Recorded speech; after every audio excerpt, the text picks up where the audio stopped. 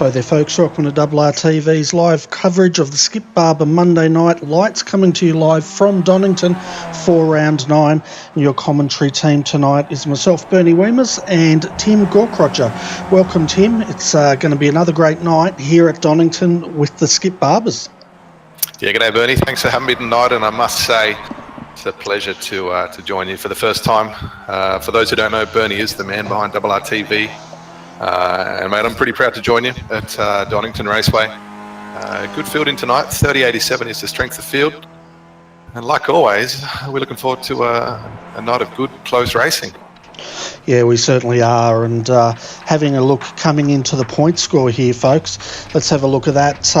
Hakon Grebstad, he's leading on 165 points. He's got a bit of a gap now over Brad Parkin, who sits in second on 138. Ben Snell, he's sitting in third. He's gone down one from second, so he's on 126. Fourth is John Schultz. He's on the march, up 4 positions, sitting equal with Les Peck on 124 points. And then Bill Fraser, he's dropped down 3 and he's classified in 6th on 122. So the points here, Tim, are extremely close, and it looks like there's a few guys coming up through the point score that people are going to have to keep an eye on, I think. Yeah, it's close from third onwards, like particularly close. Hawkon's looking pretty comfortable at the moment, but no drop rounds just yet, and when they come into play a bit later on in the season, it's exciting to see how it'll all shape up. But points matter now, and we're missing a few of the key guys who've joined us earlier in the season. Most noticeable, Enzo Cantor and Tim Hendrickson today. Neither have joined us, but again, a good field out there tonight, or today I should say. And Ben Furhoff looking pretty comfortable in P1, as I think most drivers would have their quali laps out of the way. Ben Furhoff set a 1:17.1. Surprised to see no one drop into the 16s. Warmer temperatures out there today. Looks like the sun's shining. Track temper 35. It's a little bit overcast though, partly cloudy in 18. But good conditions for racing, as we're about a minute away from the start. Yeah, and we can see at the moment a couple of guys out there just getting their race face on. Simon Dopp here from the Australian-New Zealand teams out there. And I must say, Tim, there's a lot of names here that I don't recognise, so it looks like the Skip Barber Monday Lights is constantly changing and improving, which is absolutely fantastic to see. Yeah, it is, and we're always getting fresh faces every week. There's someone new. In particular, this week, I mean, I know Ben's joined us previously, but he's driver number 7. There's 6 drivers with a higher I rating than him. So obviously talented, made it into the top split, but to gain P1 against some pretty hot competition. Bill in particular, Christian Kabanka's got real life open wheel experience. Darryl Ridley's a great Aussie. And Hakon Grebstad, of course, leading the championship. So there's plenty of quick guys, and Ben's showed him a clean set of heels tonight. It's going to be exciting to see how he can fare as the cars begin to grid up. Yeah, so let's have a look at that grid, folks. So Ben Furhoff, he'll start on the front row from pole with Bill Fraser from the UK next to him. Second row, we have Christian Kabanka in third, Darryl Ridley in fourth. Moving back to the third row is Hakon Grebstad and Kevin Henderson. Fourth row tonight, Matthew Thomas will be joining the grid with Brad Parkin. Angel Garcia Guti out of 9th, 10th Nico Roman. Simon Dopp will start out of 11th with Jared Irvine out of 12th. Out of 13th tonight is Tom Barry. Then we have Ben Snell 14th, 15th John Schultz, Ben Seidel out of 16th, and rounding out your field of 17 is Scott Vose. So a nice mix of drivers there. Yeah, absolutely, and a handful of names I haven't seen before. Scott Vose in particular. Number 14 in the 17 car field. Obviously, he's done a great job tonight in making the top split. And a handful of others. Simon Dopp's a regular now. Jared Irvine, second ball. Tom Barry as well, who I think is a motoring journalist in real life. So good to have him join us. I know he's a keen Skip Barber fan, racking up plenty of races every week, and Donington's no exception. 20 corners here tonight. An exciting track, lots of flow, and good opportunities to pass. Yeah, it's definitely got a lot of flow, that's for sure. I was testing during the week, and the old hairpin gave me a lot of flow.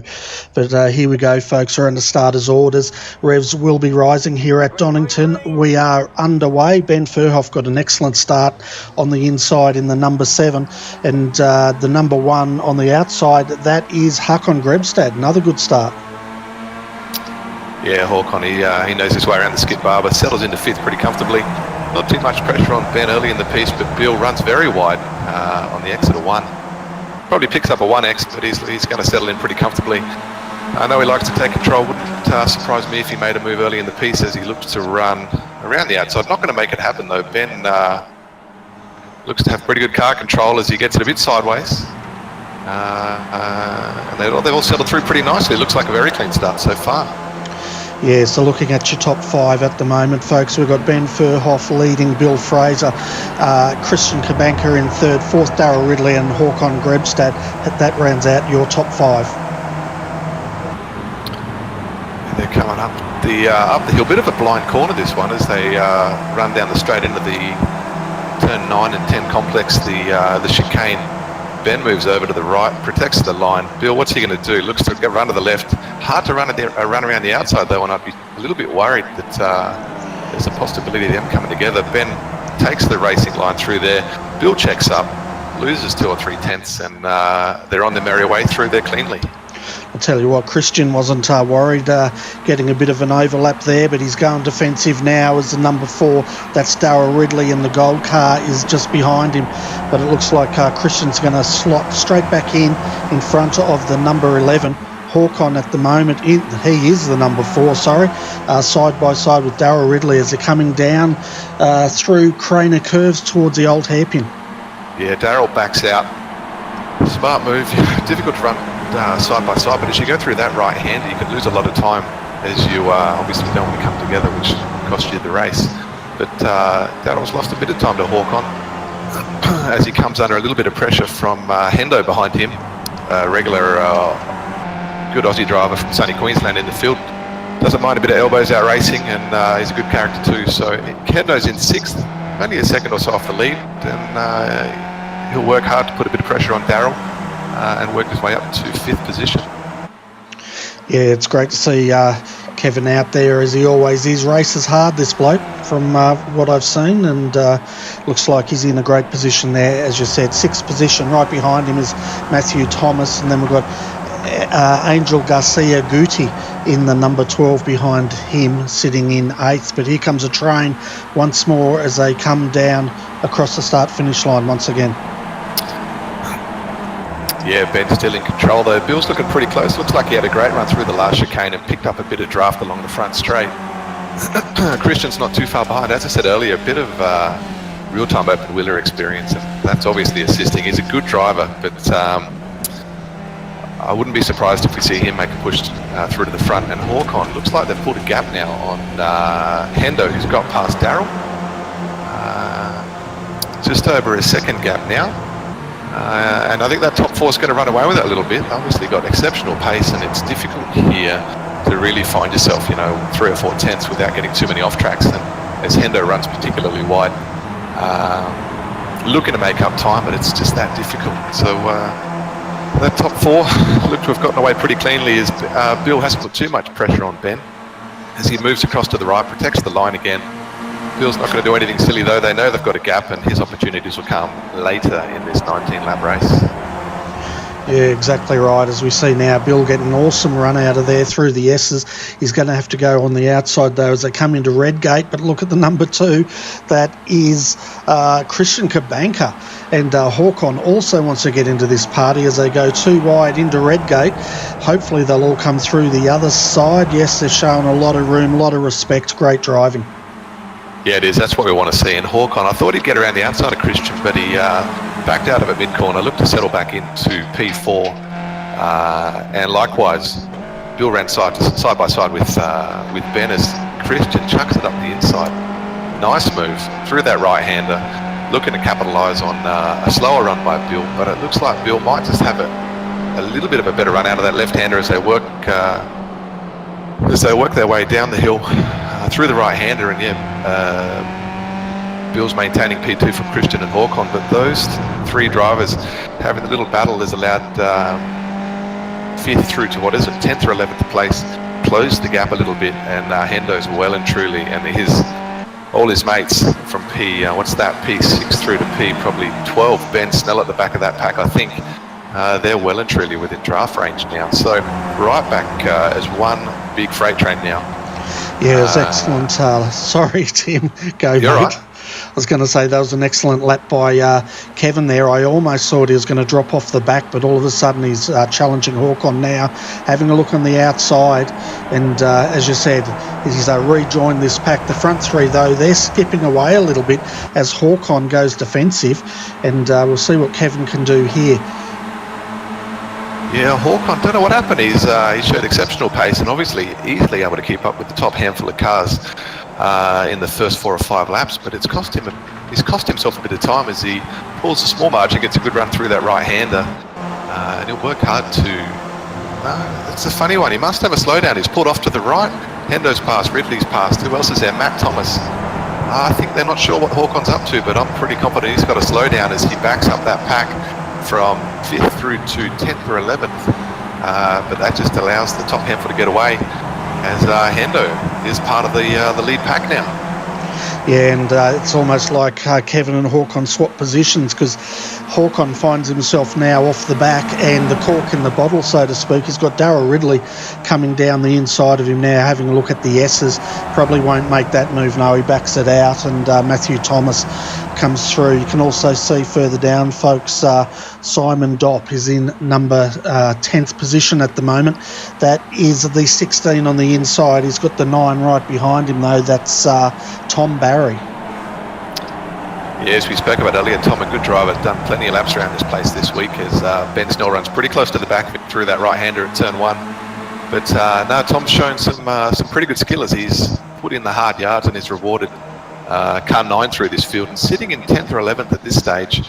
But that's a pretty good little group of cars right there as Ben Snell working his way up the grid from, where was he, 14th, 15th, thereabouts, and he's made up a number of positions from the start. But that front pack looks like Ben's got away. Not exactly sure what occurred, but Ben Furhoff with a very, very comfortable gap. Bill Fraser back probably now P6 or 7. Strange. What's going on? Yeah, we're going to have a look at this because he had a big gap coming out of the S's there. I'm just wondering if we're going to go back further here, sorry folks, because I reckon something's happened in the S's there because Ben all of a sudden had a massive gap. Looking at the S's here, he's broken away from the 3 as they've been battling, so I have a feeling he's just driven away from them. Looks like Christian had the racing line through the chicane, got a little bit sideways just off the exit, maybe picked up a tiny bit too much curb on the exit, and that really made Bill check up as Hendo was able to drive around him, and that allowed Ben to get away. So really comfortable out in front at the moment for Ben Furhoff. Well done. He's looking at a 3 or 4 second lead at this point in time. Yeah, he's really going to breathe a sigh of relief, but this train behind him is continuing. Christian Kabanka, Håkon, here he goes. He's going to have a look on the outside. He tucks back in, and right behind them is Darryl Ridley, Kevin Henderson, followed by Matthew Thomas just off the back of this huge train that's developing. Yeah, I'm not surprised really to see Matt Thomas so far up. He's done a great job recently in P6. Looking particularly racy on the back of Darryl Ridley. Interested to see whether he can make any progress forward. While it is a fast-flowing track and there's it's not really ample straights to really get a great run and put a move, and it's difficult to run side by side as a lot of people, a lot of racers, the top 4 or 5 in particular are keen to settle down through that chicane, turns 9 and 10, not to compromise their runs too much. It's going to take some gonads to chuck it up the inside there and get through cleanly. But it looks like Christian P2, Håkon 3, Hendo 4, and Darryl Ridley P5. Yeah, and we haven't seen too many passing moves, but it's interesting at Donington. It's a very fast-flowing circuit. To me, it appears very well suited to the Skippy, but saying that, there doesn't appear to be too many overtaking opportunities. No, you're on the money there, Bernie. That's absolutely correct. And interestingly, I think the harder you push, the more time it can cost you. You've really got a couple of right-handers here where you find yourself waiting to pick up the throttle, and a good line that you maintain reasonable pace without drifting out too wide will gain you a number of tenths per lap. And it's easy to run wide, put a wheel in the dirt, cost yourself a bit of time to get sideways, and you go nowhere quickly sideways in a Skip Barber car. So surprisingly though, I'm going to talk about Bill Fraser now. I mean, he's shown such elite pace in the Skip Barbers this season, but he finds himself back in P7. Not looking particularly racy at this stage. He's got, what are we, just under halfway through as he makes a move up the inside of, I think it's Darryl Ridley. Clean move past, Darryl backs out of the throttle, lets him by. Got to say, a lot of cooperation from a lot of drivers here as they look to close the gap on Ben. 3.2 seconds now, looking pretty comfortable out in front. And this massive train from second through to 11th or 12th, I'm going to say. I think Tom Barry and Jared Irvine back in 12th make up the extent of this train right here. And they're looking to work together so they can close that gap to Ben. Two cars, everyone's seen Days of Thunder, two cars can go faster than one. Yeah, we just saw also Matthew Thomas there make a move on Angel Garcia into turn one. He's moved up to 7th position. But as you said, Ben Furhoff, he's cleared out 3.2 seconds last time by. Then we've got Christian Kabanka, and he's still got Hawk on the back of him. Kevin Henderson up in 3rd at the moment, and he's battling it out with, is that Bill Fraser? It is Bill Fraser as Hendo looks to protect the line. Bill Fraser far deeper under brakes as Hendo looks to have some internet issues and zips out all over the place. But I'm going to say I think Christian and Hawkon went side by side up the front. Not such a great idea. Bill has capitalised on that as he looks to go around the outside of Christian. Christian late under brakes, and those two are going side by side through turn one. Bill's had a good run though. He might hold on to that position as they go through turn 2 and 3. The left-hander of 4. Keen to see whether Bill can make amends of this and slip past Christian. Yeah, I'll tell you what, he's going to give it a good shot as we go to the nose cam. Look how close these guys are.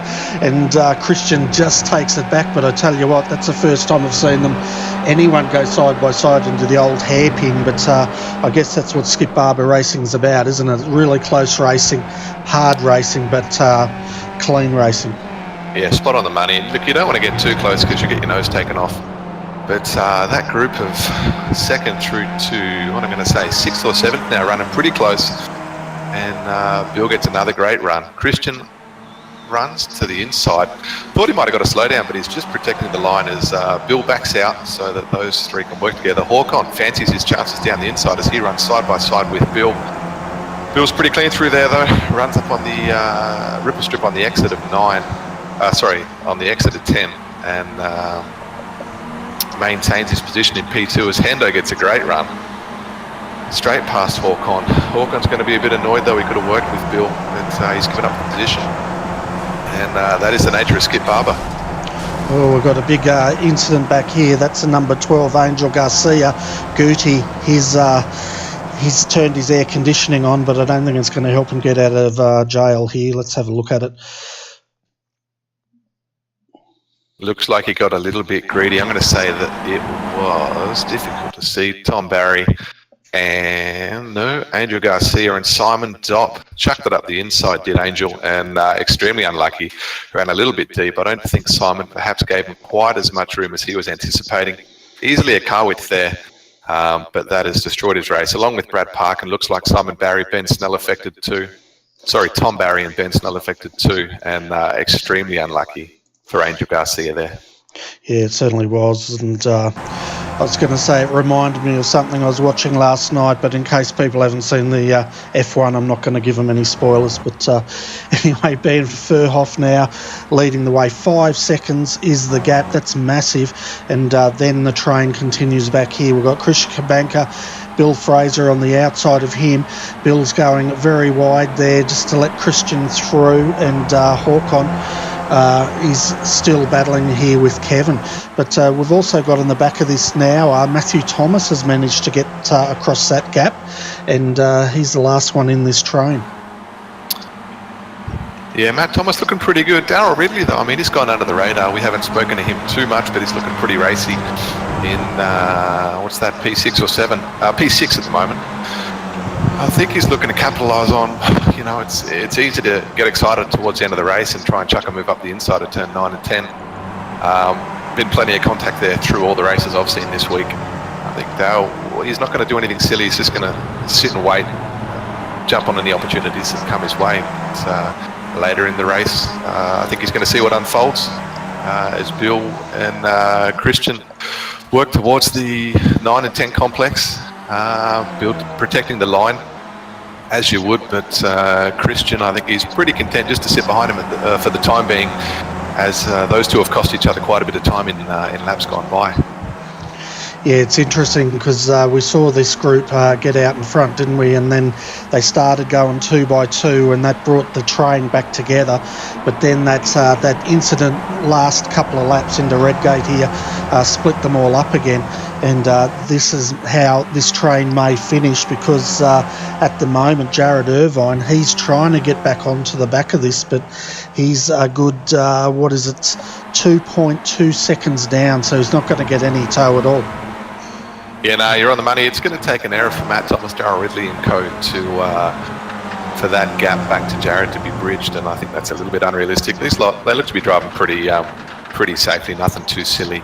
Maintaining a car gap through all the corners, and that's a safe way to get about the place. But I think Bill is out in front. I don't think Christian's going to try and make too many moves, and I'm going to say I don't think Bill's done too many laps around here this week, because he's looked a bit unsettled, picked up plenty of 1Xs, been probably back as far as 7th. This is the guy who's whooped some butt this season so far, and it's just so odd to see him so far back in the field. But it's going to be interesting to see whether Bill, with a clean lap, can bridge that gap to Ben, who's, yeah, as you said, 6, probably approaching 7 seconds now out in front. No, 6 seconds. They basically did the same lap time last lap, and it's looking pretty comfortable out in front for Ben. And have a look at Hawkon here going on the inside of Christian here. 2 by 2 they go down through Craner curves to the hairpin. It looks like Christian's not going to fight it.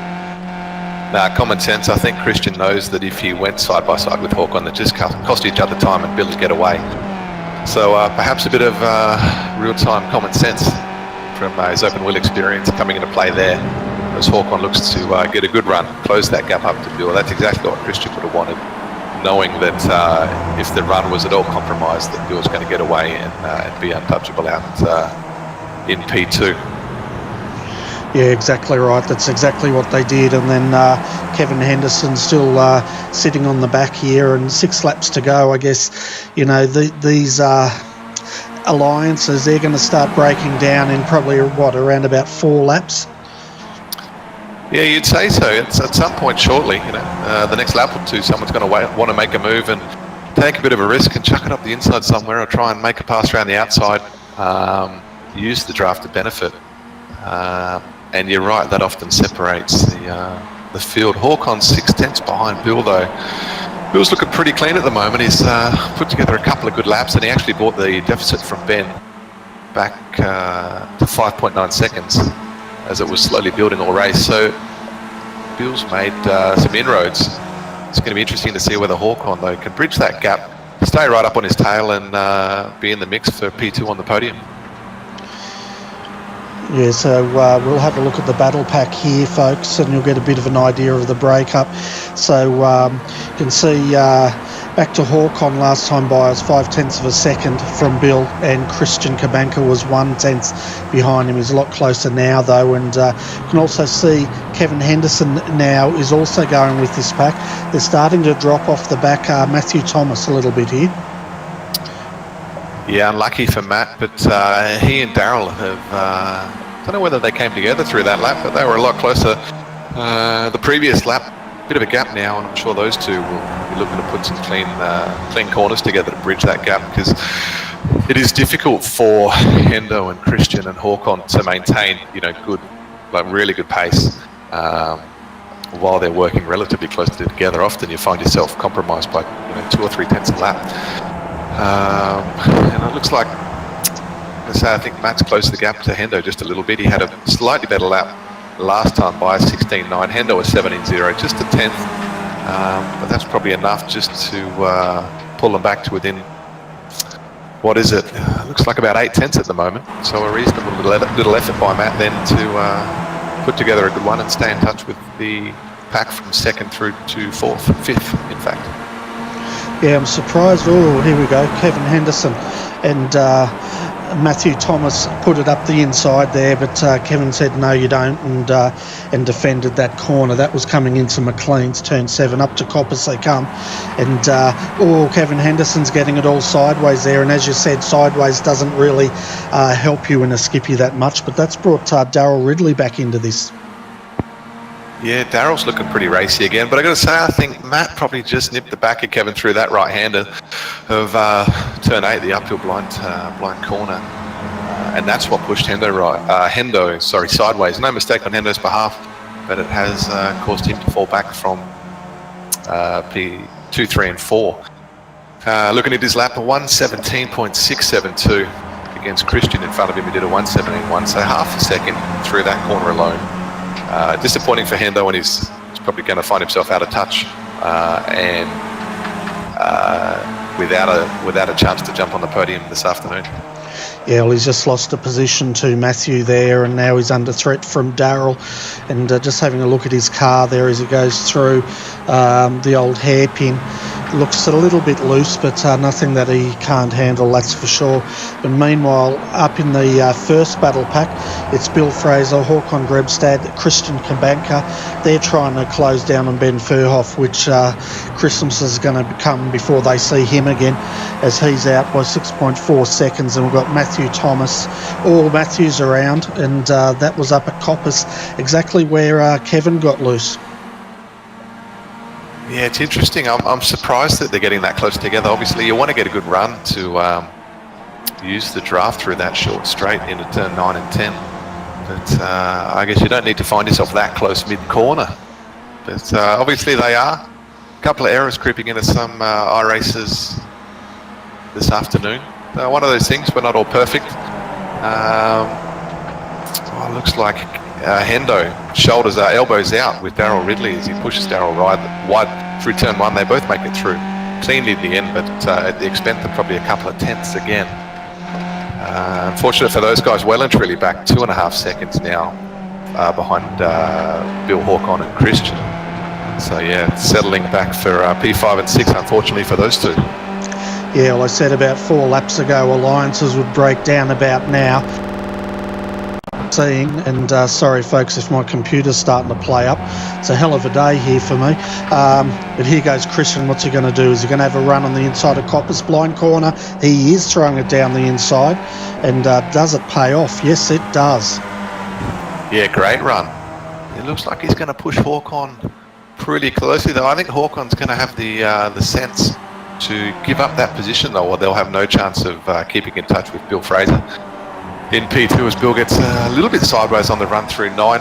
Clean exit on the exit at 10, though. Doesn't use all the exit curve. A little bit surprising. But it's going to be a tough last lap, I've got to say, as we're on lap 19 now, the final lap. Ben Furhoff just so comfortably out in front. Fastest lap after fastest lap well and truly in the 16s. And Bill, Christian and Håkon, it's going to be some close racing through the last handful of corners for that second and third spot on the podium. Yeah, and then behind them we could see Kevin Henderson, Darryl Ridley going 2 by 2, as well as Jared Irvine, Matthew Thomas having a great battle as well. That gap out to 7.2 seconds. It's looking good for Bill at the moment because from what I'm seeing behind him, Håkon and Christian are starting to squabble. If he spun out, I'd blame you on that one because that's definitely your cursing. But let's get back up to the leader. Ben Furhoff, he's coming down now to the S's for the final time, and he's going to take out tonight's race of the Monday Night Lights coming to you from Donington. Yeah, fantastic race by Ben. That's an outstanding result, and it's his first win in the M&L series that I'm aware of as he comes across the line. The race for second not over, though. Looks like Bill's going to get the P2 over Christian. A good result for those two to have finished in second and third. Håkon just a couple of tenths behind and Hendo finishing in 5th. But Ben, yeah, great result. He'd be thrilled. And a handful of big names out there tonight. Not like it was a win with no competition like I've managed to do a handful of times, but he'd be chuffed. Really over the moon, I think. Yeah, it was a dominating drive, wasn't it? He just got out front there and no one could keep up with him, and he pretty much went off into the sunset. It's a fantastic drive there by Ben Furhoff. Bill Fraser, he was also having a great battle there with Christian and Hawkon as well. A lot of respect showing between all of those guys tonight, and of course Kevin and Daryl, old sparring partners, were going at it once again tonight and having a good time.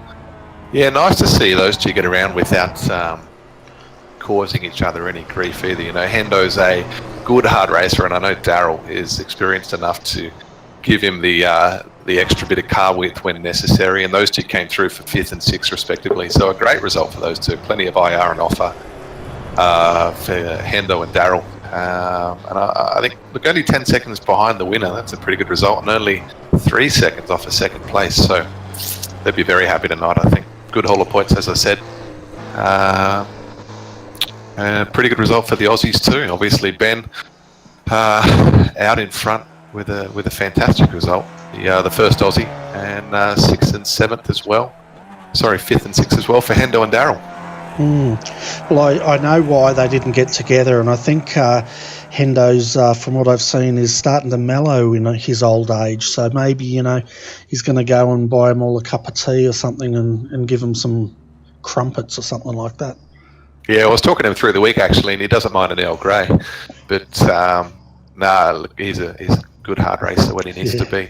Hendo, and as I said, I think he's pretty happy with 5th tonight. So good on him. And I know Christian, who hasn't joined us too regularly for MNL recently, would be happy with 3rd.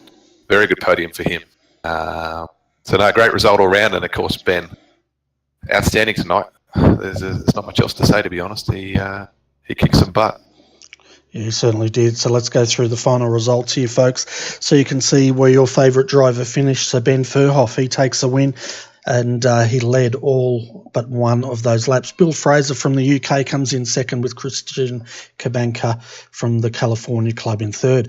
Håkon Grebstad, from Scandinavia, finishes in 4th, with Kevin Henderson 5th. Darryl Ridley comes home in 6th, Jared Irvine 7th, 8th Matthew Thomas. John Schultz comes home in 9th, with Simon Dopp in 10th. 11th, Nico Roman from Benelux, and then Ben Seidel finishes in 12th position.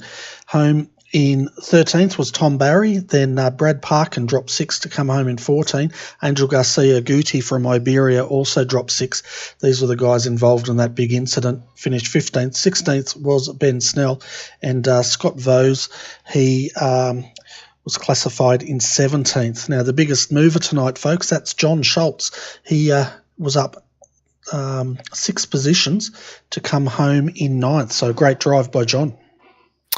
Yeah, it was, and we didn't catch too much of John on the cameras, unfortunately, but obviously made his way through pretty diligently and went about his business. Disappointed, no doubt, that he didn't qualify higher up the field. 15th is well below where I think he would ordinarily qualify in the top split, but perhaps not enough laps this week, and focusing on endurance series commitments, I'm not really sure. But yeah, disappointing for John, but 9th is okay. I think he probably took home a reasonable haul of points. And as I said, he'll be upset we didn't get him on camera tonight. Yeah, and the fastest lap tonight, folks, goes to Ben Furhoff. His fastest lap, a 1:16.715. So fantastic to Ben there. And, he can take the fastest lap as well as running away from the guys there. It really looked like once he got that gap and the others continued that close racing and battling, he just, grinned and took off for the hills. Yeah, as we discussed through the race, though, it's easy to feel like you want to drive faster and it just costs you time. And Donington's certainly one of those tracks. And it's easy to rack up the 1Xs and, with every 1X that's on the outside of the track, you're probably costing yourself a 10th or so. And I dare say Ben had an ultra-clean race. Not too much stress, but it's his first MNL win. And at the end of the race, the last handful of laps, it wouldn't surprise me if he was perhaps a little bit nervous. And no doubt he's excited to get that first win, and now he's won one. I guess he's just got to rock up every week and keep the good results coming. Yeah, that's the hard part, rocking up every week and keeping that momentum, because there's a lot of guys in this pack and in all the splits that will, they want to win as well, and they're going to be racing just as hard. But let's get Christian Kabanka up here. He finished third, and you might have a bit of a chat with him, Tim. Beautiful. Bring him up. G'day, Christian. Tim Gork-Roger here from the RRTV commentary team. Bernie Weemer's here tonight, and looks like you had a pretty good, close, exciting race with Bill Fraser and Hawkon. Tell us about it.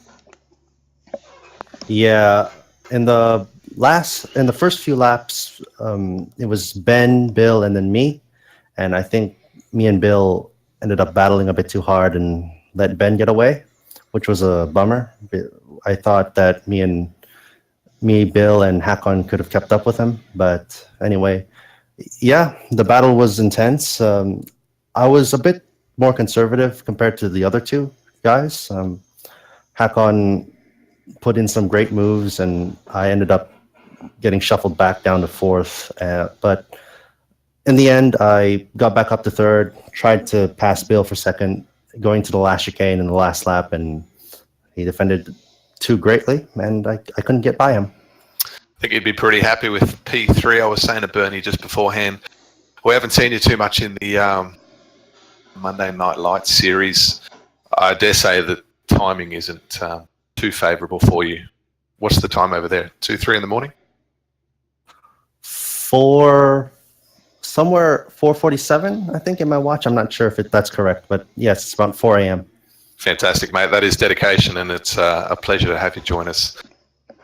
Yeah. This morning, today, tonight, depending on where you are for M&L, and a third place is a great reward, and I hope you're pleased with that. Tell us a little bit about your real life racing experience. We spoke about it through the broadcast, and I felt that it probably assisted you in when to make a move and when to back off and settle in, so that you didn't lose touch with P2, which was Bill. Yeah, in terms of real life driving experience, I did do some open wheel stuff earlier on in the year. Currently not racing, but it definitely was a factor in why I was able to get into the podium today. I wish I had used that experience a little bit earlier. I think on the first laps, because I was a little bit too eager to get up in the front and try to pass Bill, and that didn't work out. Yeah, those I guess that eagerness can cost you time, particularly if you compromise both your runs into a corner, and at some point that allowed Ben, today's winner, to get away. But as I said, P3 is a great result. It's a pleasure to have you back here again, and appreciate you joining us so early in the morning, and hopefully we will see you again for another M&L round soon. Pleasure to be here, guys. I definitely need to drink more coffee in order to stay awake, but I'll definitely try. Fantastic. Thanks, mate. All right. Thank you. So, folks, that was Christian Kabanka from California having a chat, and I tell you what, it's quite interesting to speak to a lot of these guys, because I see like Hakon and Christian, they're always in the Australian community. Then you listen to them and realise they're from all over the world, but they're just like one of the blokes hanging out at the local corner, aren't they? I'll probably be more inclined to say they hang out at the local pub. But yeah, no, you're right though. We all have similar interests, and that is racing close and going fast. But interestingly, from tonight, the second split, there were 3 splits tonight. The second split, Les Peck has kindly forwarded the results, and Jason Willman came home with a win from Les Peck and Mark Jeffries. So looks like a pretty good result for those guys. And interestingly, their lap times, obviously the sessions have the same temperature. Their lap times were only a couple of tenths off of what Ben, Bill and co were setting in the top split. So if those guys had higher IR rating, you'd probably see them doing pretty well racing competitively in the top split. But a good result for Jason, Les and Mark, and a handful of other guys who we may occasionally see in the top split. Simon Skeen's one of them, and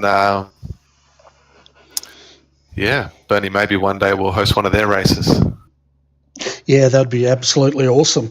Well, now that you guys are doing the top split of Monday Lights, there's nothing stopping me grabbing a pirate band and streaming the second split simultaneously, because we could definitely do that now. Yeah, this is true, mate. One thing's guaranteed, and that is plenty of action. Yeah.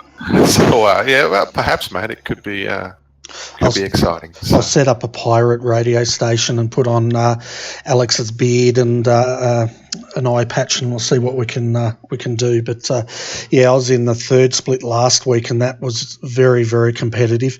And I think you're right. I think a lot of the time the guys in all these splits, they race just as hard and putting in just as good lap times, but it's that I rating that's keeping them out of the top split, which, the top splits, don't know what the minimum I rating was this time by, but it's pretty high from what I understand. I might be able to tell you that, actually. We'll just try and see if we can log in for a glance. In the top split tonight, the lowest I rating was 2,245, which is, I got to say, that's, I think Jason, probably who won the second split, would have only been a handful of I rating off that. So a couple of good results this week, with a strength of field around 3,000 again, would see Jason Woolman back up in the top split, as he's been many, many times before. But I think he'll be disappointed, to be honest, not to have made it through. But one of those things. Yeah, that's it. And something I'll bring everyone's attention to tomorrow night. There's a very special event being run for Matt Torkins, and if you don't know, I'll just get rid of this important update pending, then we'll have a look at that. So we're tomorrow night, the Australian iRacing community is getting together to hold a special race for Matty it is, and we're trying to raise money to help him and his family. Matty's fighting cancer at the moment and doing it tough, so the Australian iRacing community is getting together, and they're trying to get some money to help him and his family financially, as it's to allow him to focus more on getting better. So that's going to be on V8's Online tomorrow night, the special event, 7:30 p.m. So I encourage everybody to go over to V8's Online tomorrow night and have a look at that. It's going to be a very unique format. It's going to be multi-class racing, from what I understand, with the V8 supercars, the GT3s and the Porsche. So it could be a lot of fun. Hopefully I'll get a start and drive it myself, but if I don't, I'll be watching it like the rest of you. So if you want to donate, you can also go to the GoFundMe.com/Matty Torkins, and that's on your screen at the moment. So that's going to be a fun event tomorrow night, I think, Tim. Yeah, it's been, well publicised by a number of people on this Skip Barber forums. In the West End Master Matty Talk and Flick Cancer thread, which I'll post in the comments of today's YouTube stream. But no, it'll be very well supported and a fantastic cause. And obviously we wish Matty Talkin all the very best with treatment and so on. Obviously we all know someone who's been affected by cancer. It's a horrible disease. And I think it really takes its toll on families as well, those with young children and so on. And I think the least we can do is donate a little bit of money. I think it's $5 entry, I think, to join tomorrow's race. Really do the right thing by some of our fellow competitors and friends in the iRacing scene. Yeah, exactly right. And even if you can't race, folks, even if you can only donate $1, it'll go a long way. So you can go over to that GoFundMe page and donate, and that would be absolutely awesome. But I guess on a brighter note here, Tim, I've filled in the seats for Alex. He'll be back to normal programming next week. So thanks for having me up here. It's been a pleasure revisiting the Skip Barbers. And it's an exciting series too, but you're like a duck to water, Bernie. It's just like riding a bike, isn't it? You don't forget how to do it. And a sterling job as always. It has been a pleasure to commentate with you. And I look forward to Alex joining us again next week. I'm not sure whether it's myself or Tim, the Golden Stig with his $7,000 pedal set, a Weimer, joining Alex or not, but one of us will be in here. And we look forward to the round 10 of Monday Night Lights from Zandvoort. Zandvoort with the Golden Stig. I'm going to have to tune in for that one. But anyway, folks, thanks for tuning in tonight. Hope you had a good time, and the rest of your week is awesome as well. But on behalf of Tim Gork-Roger, I'm Bernie Weemers, and thanks for watching RRTV.